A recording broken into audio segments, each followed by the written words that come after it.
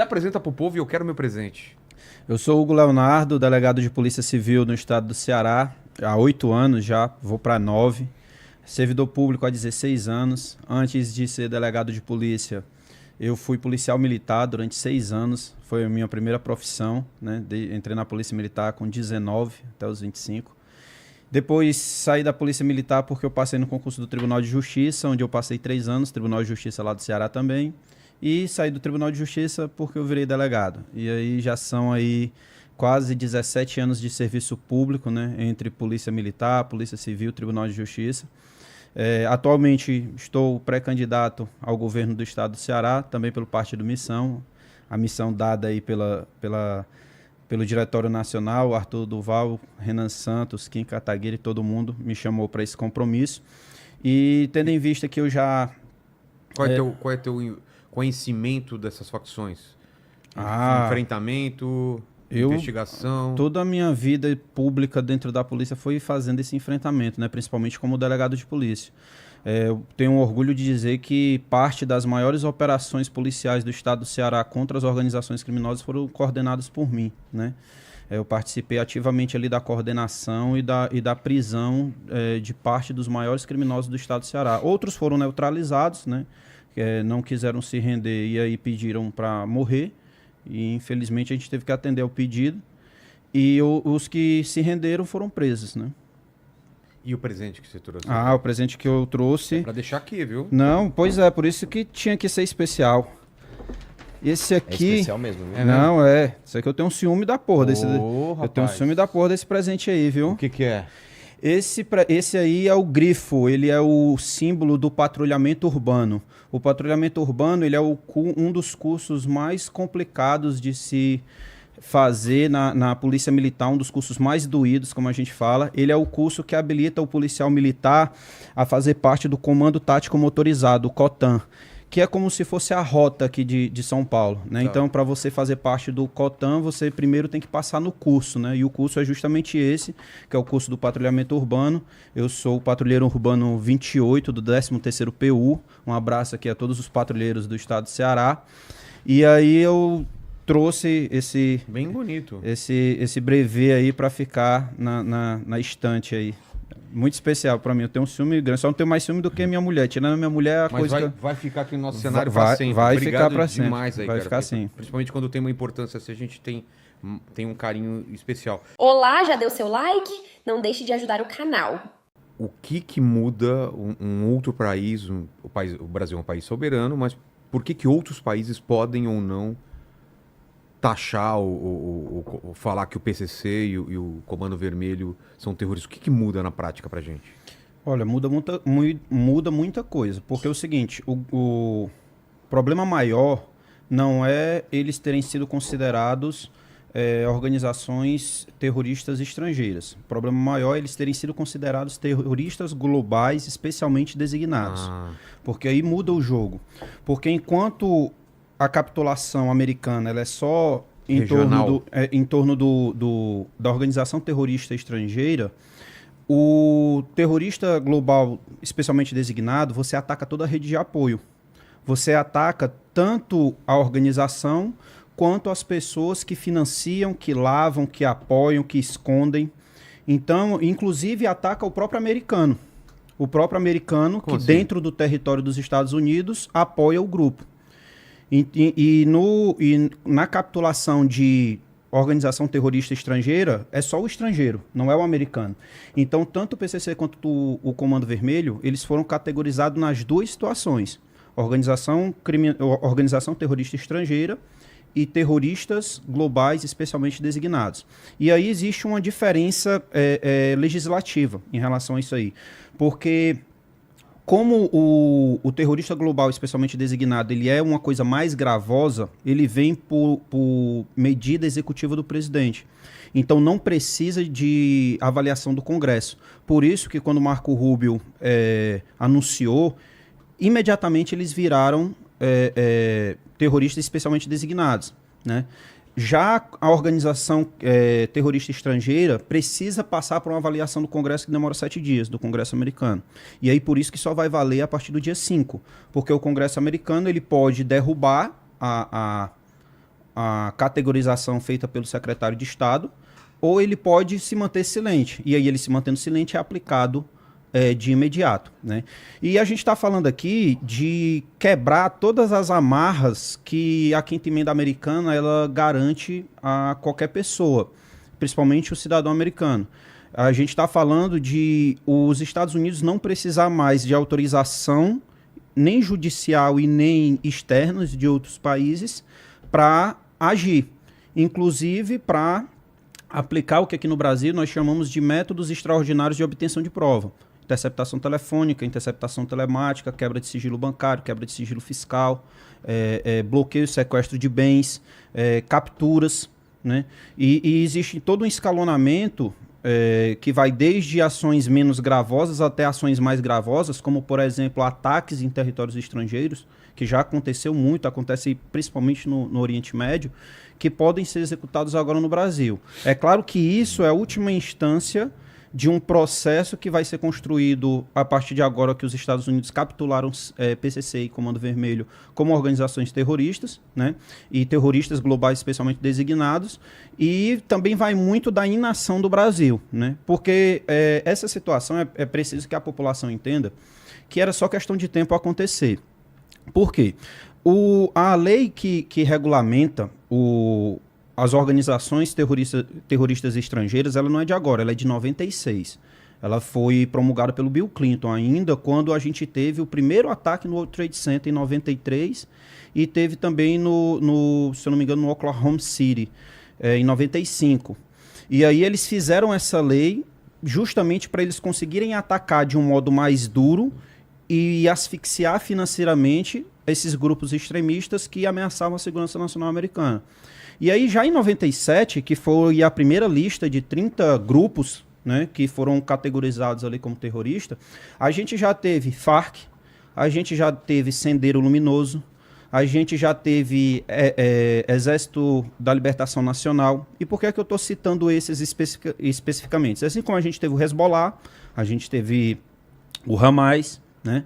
E por que é que eu estou citando esses? Porque o Sendero Luminoso, a FARC e o ELN, né, que são as duas da Colômbia, elas são parceiros logísticos e fornecedores de drogas, tanto do PCC quanto do Comando Vermelho. E aí as pessoas precisam entender isso como um organismo inteiro. Por quê? Porque o PCC e o Comando Vermelho hoje, eles dominam a distribuição de droga sul-americana. O PCC por parte da rota Caipira, como é chamado, que vai aqui desembocar no Porto de Santos, Paraná, e o CV pela Rota do Norte, a Rota dos Solimões, né? E aí vai escoar a droga ali pelo Pará, Amapá, Porto do Pecém e outros portos do Brasil. Então, o PCC e o Comando Vermelho, eles começaram a lotear toda a América do Sul.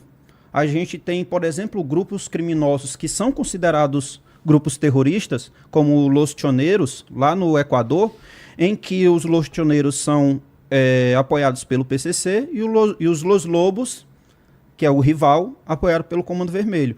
E teve recentemente uma carnificina lá no Equador que PCC e Comando Vermelho mandaram representantes para lá para acabar com a guerra. Por quê? Porque estava atrapalhando os negócios e o escoamento de droga pelo Pacífico. Então você vê que eles têm uma atuação regional aqui na América do Sul. Aí você vê o PCC parceiro comercial do cartel de Sinaloa, que também é considerado organização terrorista, e o Comando Vermelho, parceiro comercial do cartel de Jalisco, que é os inimigos do cartel de Sinaloa lá no México, que também é considerado grupo terrorista. Então você vê que todos os parceiros comerciais, tanto de um lado quanto de outro, eles já estavam categorizados pelos Estados Unidos como grupos terroristas, principalmente com a administração do Trump, né, que em 2025 expandiu para os cartéis de narcotraficantes essa nova categoria, né? Então era só questão de tempo. Era só questão de tempo isso acontecer, porque você não consegue imaginar Comando Vermelho e PCC atuando no tráfico de drogas sem esses grupos. Porque aqui no Brasil a gente não produz droga. quase não produz. Um outro canto ali, ponto específico, mas para a grande produção internacional, aliás, a grande exportação internacional, o Brasil não produz. E aí a gente vê o Sendero Luminoso, que inclusive foi colocado em 97 como organização terrorista, foi uma das primeiras. O Sendero Luminoso é um dos maiores fornecedores de cocaína de alta pureza, tanto para o Comando Vermelho quanto para o PCC. Então, você vê que ali existe logística, existe lavagem de dinheiro, existe troca de armamento por droga, fortalecimento desses grupos criminosos, como o Comando Vermelho, ele fortalecia, né, as Farc com armas que trazia do Paraguai e a Farc devolvia em cocaína para que o Comando Vermelho atuasse no mercado interno, que até pouco tempo era o grande mercado do Comando Vermelho, né? Enquanto o PCC ele expandia, né, para o mundo inteiro, o Comando Vermelho ele sempre atuou mais de modo interno. E de uns tempos para cá é que ele viu a lucratividade da operação que o Comando Vermelho, que o PCC estava fazendo dentro da América do Sul, e também estava perdendo espaço por conta disso, e ele começa a exportar também.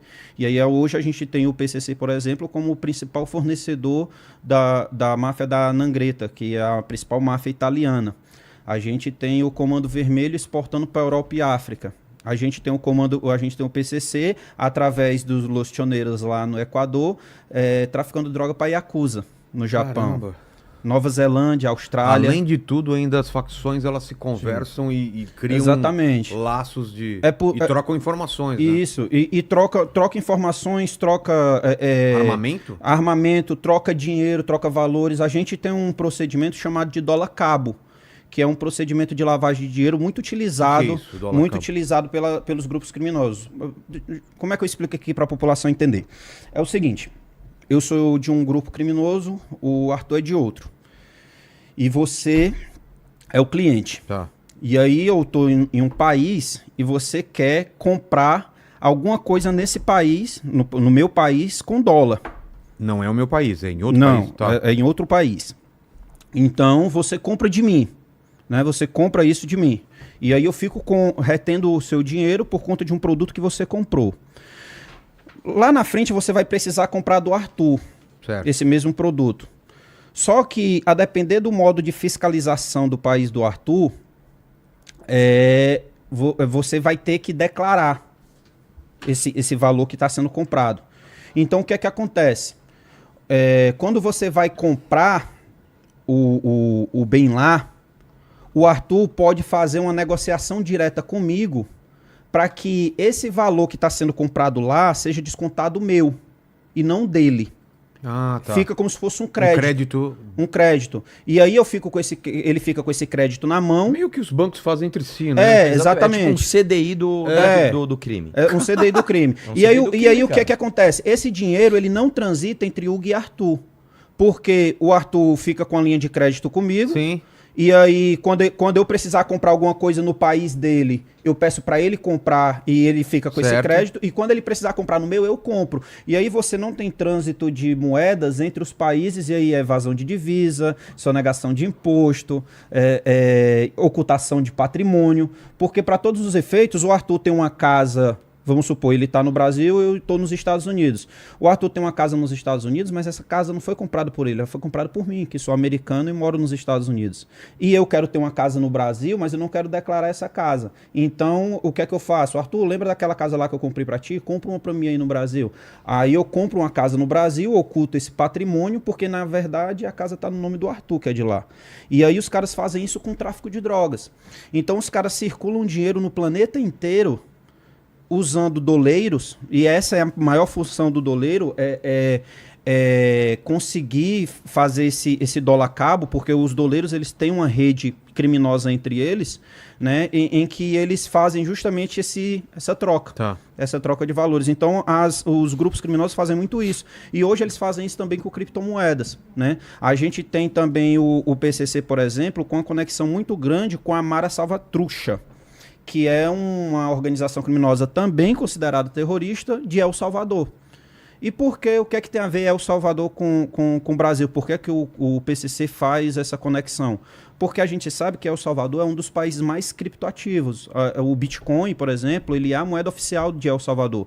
Lá existe uma facilidade e uma baixa fiscalização e tributação em cima das criptomoedas, né? Até por esse estímulo que é dado pelo país. Então, as organizações criminosas de El Salvador, até antes do advento do Bukele, elas utilizavam muito, tanto que a Mara Salvatrucha, ela sai do Equador e vai para os outros países do lado, Guatemala e tudo, por conta da repressão que o Bukele fez. Elas utilizam criptomoeda justamente porque não passa pelo sistema financeiro. Então eles conseguem, principalmente pela aquela modalidade de 2P2, né, de transferência direta, ocultar esse patrimônio. Então por isso que você vê que era inevitável o PCC e o Comando Vermelho serem colocados nessa categoria, porque só faltavam eles na América Latina. Você vê, por exemplo, o PCC, ele transformou a Bolívia numa fábrica. Ele conseguiu unificar todos os cartéis bolivianos, todos os criminosos da Bolívia, eles trabalham para o PCC. O PCC ele domina hoje o território boliviano, assim como domina quase que todo o território paraguaio. Aí você pode entender a Bolívia como a fábrica e o Paraguai como escritório. Onde, por exemplo, o Paraguai ele tem uma facilidade muito grande pela legislação do país de comprar arma de forma legal. É muito fácil você comprar um fuzil no Paraguai.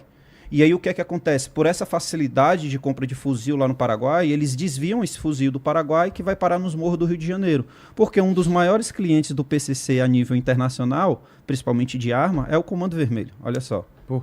E eles vivem brigando, né? Mas eles brigam em certas regiões e mantêm tratados de cessar-fogo por conta de um comércio que precisa existir em outras regiões. O Paraguai é um exemplo muito disso, né? Porque o Paraguai ele foi o país que gerou o estopim da guerra entre CV e Comando Vermelho. Por quê? Por conta da morte do Farrá, que era o mega traficante do Paraguai que tinha ligações estreitas com o Comando Vermelho. E aí o Comando Vermelho ele tinha uma atuação muito forte no Paraguai. Aí o PCC vai, mata o cara, que era, vamos dizer assim, o Pablo Escobar do Paraguai, toma todo o território do Paraguai e começa a operacionalizar o Paraguai para fins de tráfico de droga internacional. Aí o CV viu aquilo ali uma afronta. Eles já vinham brigando por conta dos estados do norte, quando o CV se juntou com a família do norte, que era inimiga declarada do PCC, e o Paraguai foi o estopim. Aí nesse momento eles deixam de ter paz, né, vamos dizer assim, entre eles e começam a guerrear, que foram aqueles episódios que eu acho que todo mundo lembra, daquelas mortes, de dezenas de mortes que aconteciam dentro de presídios, uma facção matando a outra, que estourou em Roraima, depois estourou no Amazonas, depois estourou lá no Rio Grande do Norte, essas mortes de uma facção matando a outra por vingança, por conta dessa guerra que foi declarada, se não me engano, no ano de 2016, quando o Farrá morre lá no Paraguai, né? Então, essa é a conjuntura das organizações criminosas, agora categorizadas como organizações terroristas, na América Latina, né? Na América Central, do Sul e parte da América do Norte. Agora Chegou. que chegou Chegou o homem. Como é que tá? Seja bem-vindo. Tudo bom? Tudo bem? Prazer. Obrigado, bem-vindo. Tudo bem? Prazer. Coronel. Tudo bem? Como é que você Como tá? vai? Tranquilo? Coronel, já aproveita, já sentou, já se apresenta para o povo aí. Então, eu sou o Coronel Busnello, sou pré-candidato a vice-governador do estado do Rio de Janeiro, sou policial militar há 33 anos. A gente nem ia perceber que o seu sotaque é carioca, né? Mas eu sou gaúcho de nascimento. Cadê o sotaque deu uma gaúcho? transformada aí. Tchê, cadê o é. tchê? Barbaridade. Barbaridade. Tchê. Já ficou há muito tempo. E 33 anos na lida como policial militar. Agora já vestindo um pijama, já em casa, né? Depois de cumprir a missão.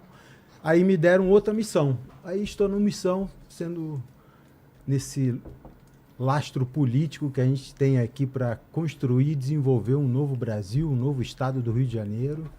E o desafio continua o mesmo, né? A gente tem um corpo que não vibra, um corpo que não vive, né? Então a política faz a gente vibrar. E o que você trouxe de presente inútil pra Cara, gente? eu trouxe até num presente colorido, assim, bem dourado mesmo, porque é uma coisa que expressa muito, né? Estou até fazendo um mistério aqui. Olha lá. Aqui. Oh, menina meu. aqui. Essa menina. Olha lá, Olha meu. o que ele trouxe aqui. Aí é padrão, viu? Ó só, o Kratos vai roubar da gente aqui, hein, ô Homer? Se ele não roubar primeiro, eu roubo depois. Olha só.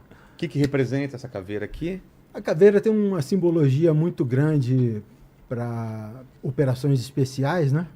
Mas não é porque ela leva à morte, é porque ela leva a vida, né? Porque é no crânio que você guarda o cérebro que te dá a vida, que te dá toda a inteligência, a sabedoria, o conhecimento. Então, o crânio ele é um protetor de todos esses valores e todas essas... Tem isso daí também lá em Portugal tem uma igreja em Évora que é toda feita com ossos e esqueletos que era para as pessoas se lembrarem que eles são os mortais e pensar sobre a brevidade da vida também, né? Também. A vida é muito rápida. Depois só fica a história, né? Exato. Fica só o esqueleto. Mas entre na conversa aí. O que você quer A gente estava perguntar falando para ele? de como mudou, né, agora a partir da classificação de Comando Vermelho e PCC como organizações terroristas. Deixa eu né? colocar uma pergunta antes Claro. de você fazer uma pergunta para ele. O seguinte, a gente deve comemorar isso, para a gente tanto faz, e temos que agradecer Flávio Bolsonaro ou não agradecê-lo e ele é um cara que... Bom, eu posso... Ele teve algum peso nessa decisão? E a terceira pergunta é, por que o Lula está tão bravo com isso? Vamos lá, o Lula tá tão bravo com isso porque ele tá fingindo. A verdade é essa. Ah, né? é? O Lula tá fingindo Você acha porque... que ele gostou? No fim das contas, pro Lula, sinceramente, é indiferente isso. Ah, é? Né? Agora, o Flávio Bolsonaro, vamos lá, gente, não é nem a minha opinião isso.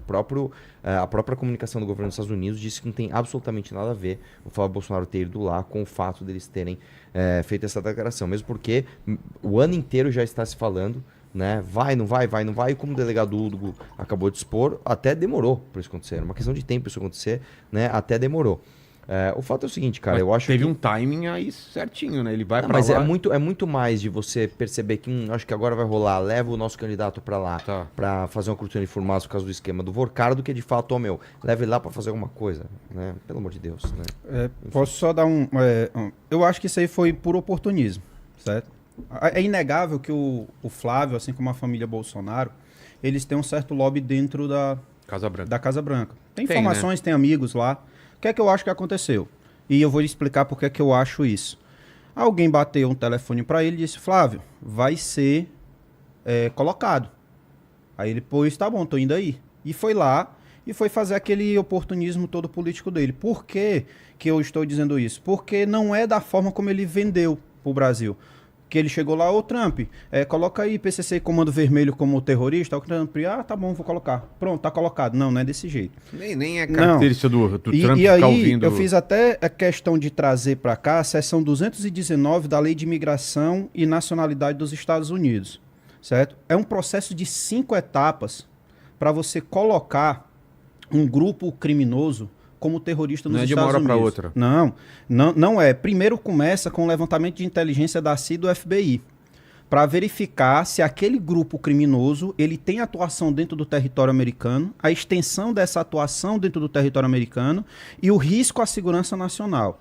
Depois disso é produzido relatórios. Esses relatórios eles passam de classificado e não classificado, né? Secreto e não secreto, e viram um dossiê, que já é o terceiro passo. Tá. Né? Desse dossiê, ele vai para o Departamento de Justiça.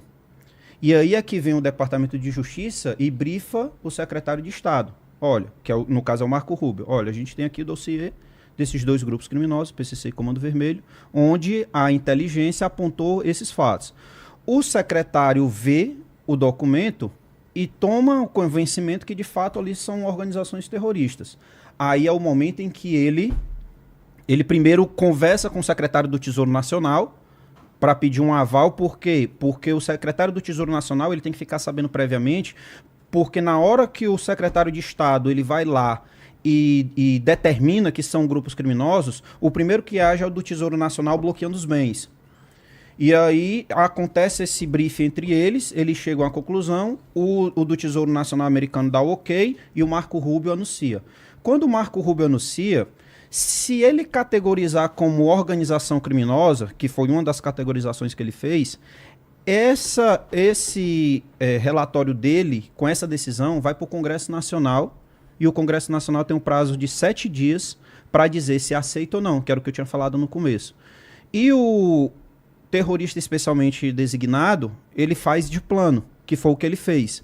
Então existe todo um processo burocrático e todo etapas que necessariamente precisam ser cumpridas, inclusive com pareceres de diversas agências e diversos departamentos e secretariados dos Estados Unidos, para se chegar, não, PCC e Comando Vermelho, eles são organizações terroristas. Então não tem como o Flávio ter ido lá e ter pedido para o Trump, e depois o Trump ter dito, não, tá bom, a partir de agora não funciona dessa forma. Então, por isso que eu digo, ele tinha lobby lá dentro, tinha amizade lá dentro, disseram para ele que ia acontecer, e ele foi lá se aproveitar politicamente desse fato, Sair na foto. pro pessoal esquecer do Vorcaro. Mas sair na foto, né? E sair na foto. E o pessoal esqueceu o que tinha acontecido na semana passada. O que aconteceu com o Vorcaro? Você me lembra aí. Dos milhões, dos milhões que ele pediu por telefone. E foi depois ele e depois foi lá visitar o Vorcaro para dar um ponto final, né? Tô dando a versão oficial aqui, tá? Versão oficial. Versão Flávio Bolsonaro. Não, fui pedir dinheiro para fazer o filme do papai, que custa 3 vezes mais do que um filme de Hollywood. Mas 3 vezes mais? Mas é porque cara, papai é especial. Acho que é um pouco mais, Bem viu? mais. Bem mais, né? Pois é, mas papai é especial. E depois que descobri que o meu financiador era um criminoso, eu fui lá para terminar o assunto. Porque para pedir milhões eu peço pelo telefone. Mas para encerrar o assunto eu vou pessoalmente. Mas, meu irmão, isso aí é duvidar da inteligência alheia. E a, Corta aqui. e a Cortou. pergunta, é bom ou é ruim pra gente ou tanto faz? Essa classificação do PCC e o CV? Aí eu como tenho que terroristas? falar de legislação, porque a gente tem um problema legislativo aqui no Brasil que, assim, os nossos legisladores, com raras exceções, como Kim Kataguiri e alguns outros dentro do Congresso Nacional, eles têm um sério problema de deficiência cognitiva. Por que é que eu estou dizendo isso? Porque os que mais se beneficiam se a gente fosse aplicar a lei americana internamente era PCC e Comando Vermelho. Ué? Sabe por quê? Por quê? Porque aqui no Brasil você recebe uma pena menor sendo integrante da Al-Qaeda do que sendo integrante de facção criminosa. Ô, louco. E aí eu mostro para você a nossa legislação feita pelos nossos legisladores. Inclusive, eu tive essa conversa com o Kim hoje, e o Kim já falou que vai apresentar um projeto de lei para modificar essa incoerência legislativa que a gente tem no Brasil. E aqui eu trago, só a título do que eu estou querendo dizer, o seguinte: artigo 2º da Lei 13.260. Essa lei 13.260, ela é a lei antiterrorismo, Tá. que foi feita em 2016 por conta das Olimpíadas do Rio. Aí os legisladores, eles já têm uma certa dificuldade pela baixa cognição deles de fazer um negócio bem feito quando é feito com calma. Imagina quando eles fazem isso de modo atropelado para dar uma satisfação para um organismo internacional, porque o Brasil não tinha lei de terrorismo até então. Aí eles fazem uma lei terrorista. Aí depois a gente pode até entrar nos detalhes da lei aqui, que é quase impossível você ser punido por terrorismo no Brasil. Mas o que é que importa aqui da lei? O que é que a lei fala? Ela diz que quem comete terrorismo pega uma pena de 12 a 30 anos. Se você for terrorista e cometer atos de terrorismo no Brasil, você pega uma pena de 12 a 30 anos. Mas se você for faccionado, que agora é capitulado como organização criminosa ultraviolenta, pela última legislação penal, você pega de 20 a 40. Ou seja, se você for faccionado, você pega de 20 a 40. Se você for terrorista, você pega de 12 a 30.